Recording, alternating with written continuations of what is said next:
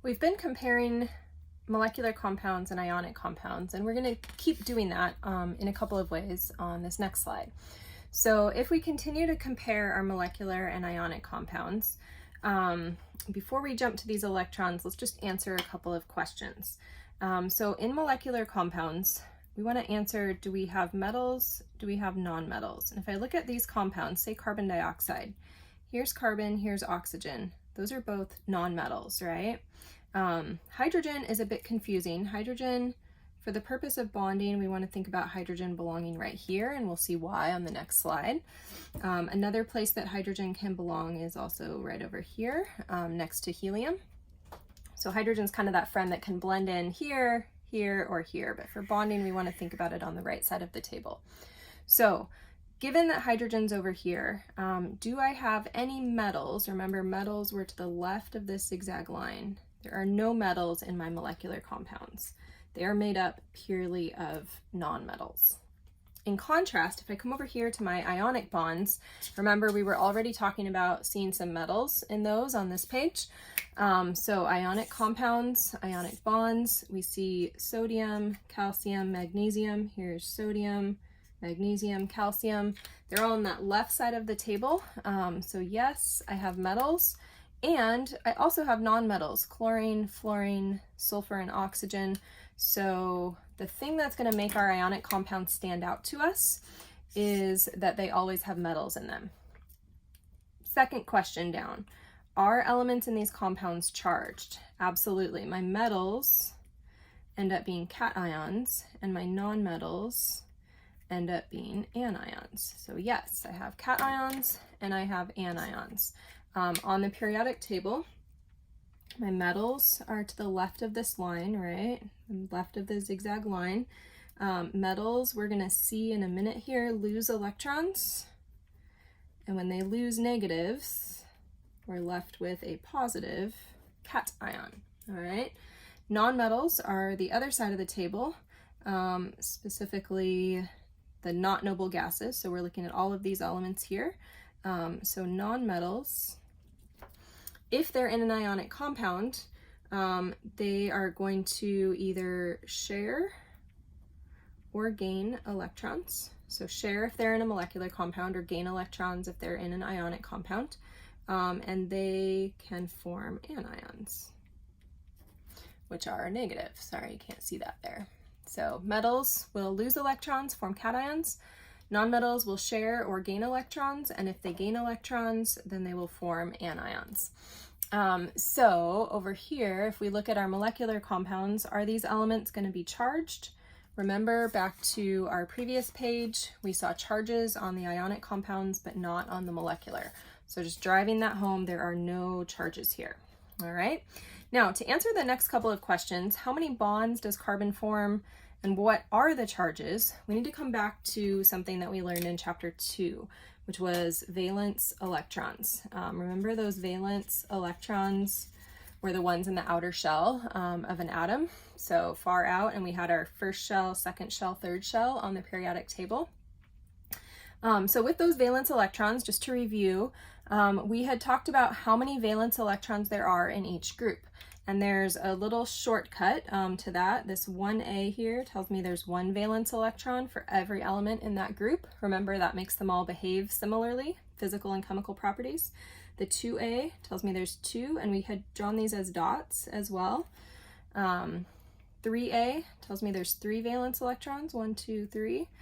4A tells me there's 4, 1, 2, 3, 4. Remember, we had drawn those dot diagrams. 5A, 5, 6, 7, and then 8 here. So 5, 6, 7, and an octet, or 8. Or for helium, that was an unusual one where it just had the 2 and it was happy with that. So those were our valence electrons that we learned about in chapter 2. Now I've just gotten done telling you that my metals are actually happy to lose some of their electrons. And the reason for this is that all the elements on the periodic table want that more stable full outer electron shell, right? That's what my group 8 here has. So let's jump down to the second row here, for example. Lithium has that one valence electron. If its goal is to get 8, it can accomplish that in 2 ways, or if its goal is to look like the electrons on this final group here. It can gain 7 electrons, or it can lose 1 electron, and now it's going to have the same 2 electrons that helium does. Lithium, it will take a lot less energy for it to lose 1 electron than to gain 7, kind of like when you're collecting things. You don't aim for a really difficult, let me collect a million different objects. You're like, let me just get rid of 1 and not collect. So lithium's going to lose that 1 electron. When it loses that 1 electron, if it forms an ion, it will have a positive 1 charge.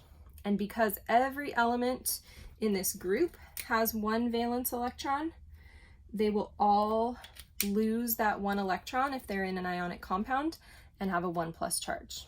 All right, so if lithium could gain 7 or lose 1, it chose to lose 1. Let's look at the next group over here. Beryllium has 2 electrons, valence electrons. It can gain 6 or it can lose 2. What sounds easier? Less energy. Losing 2. So then this whole group will, if they become ions, become a 2+. We're going to skip the transition metals and go to our next main group here. Boron's group can gain 5 or lose 3. Losing 3 electrons is easier, so I'm going to lose 3. Carbon here has 4, so carbon's kind of caught in the middle. Lose 4 is a lot of work, energy. Gain 4 electrons is a lot of energy. And so what we see most often here with group 4, at least for carbon, is instead of losing or gaining electrons, carbon doesn't form ions at all. It's just going to share electrons, at least for the molecules we look at. Group 5 here now, I can gain 3 electrons to look like neon's electrons, or I can lose 5. Gaining 3 is going to take less energy than losing 5. And so when we gain electrons, we become more negative. Gaining 3 looks like this. I gained 3 negative electrons, and now I have electrons like neon. Oxygen has 6, so it can gain 2. And then fluorine, or even hydrogen sometimes, can gain 1 electron, and then it has electrons like this final group here. And all of those charges are to give us this more stable, full outer shell.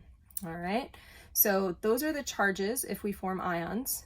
Over here though, if we're not actually forming ions, if we're just sharing, then we're going to, these bonds that we form are going to be ways of sharing electrons. If I can look at carbon and see that carbon has 4 unpaired electrons and it needs 4 more, then carbon says, I'm going to form 4 bonds, and that will give it its octet. If it can find someone else's 4 electrons to share, then it will have that 8. Oxygen, if we look at oxygen's dot diagram, it has 6 electrons, right? 6 valence electrons. And so how many more does it need? Well, to get to that octet, it needs to gain 2 electrons. And so as a result, we are going to see that oxygen forms 2 bonds. And so we can use the periodic table specifically for these nonmetals over here to predict if they want to form 3 bonds or form 2 bonds or form 1 bond. They're not going to be charged, they're just going to share electrons.